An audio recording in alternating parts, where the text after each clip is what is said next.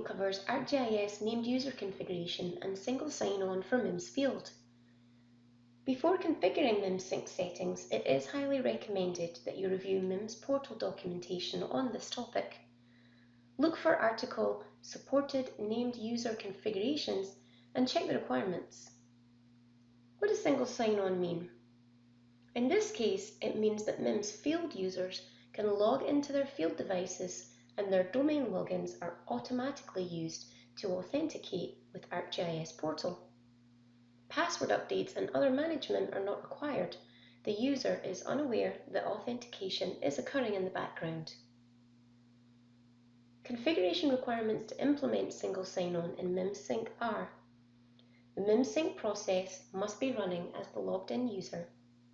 The authentication type configured must be Windows, and the logged-in user must have a domain account with Active Directory, which has been integrated with your ArcGIS portal. Note that MIMS sync attempts to use Windows authentication by default for new installations. If your architecture is set up with integrated Windows authentication for name users, it will automatically use the current logged-in user to authenticate and initialize runtime if MIMS sync is running as the logged-in user. If Windows authentication and single sign-on is not an option for your organization, you can still authenticate using basic credentials, but this may require your users to refresh their passwords on occasion unless your name user accounts are part of the built-in store and may have non-expiring passwords. If the password does expire or there are other issues authenticating with current credentials, you will receive notification on the MIMS sync UI and a prompt to update your information. To access the name user credentials page at any time, click on Data. You can see that MIMS sync is currently using basic authentication, and these happen to be my domain credentials.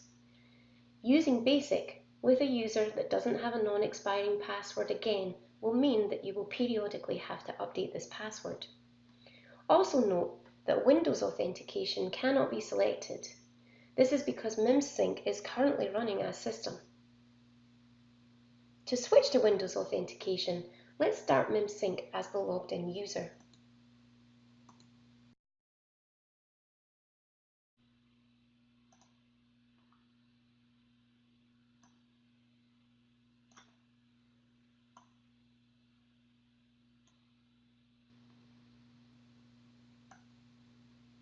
You can see from the Task Manager that I now have an instance of the UI and sync application running as Zoe Selkirk. If I click Data, the existing basic credentials are in use. I can, however, now select Windows as a viable authentication mode. Toggling on Windows removes those basic credentials. Save this change to return to the sync window. The next time MIMS sync is started, it will use your domain credentials to authenticate, initialize runtime, and sync. MIMS Mobile is also capable of obtaining a named user license using your Windows login if a license does not currently exist on the device for the logged-in user.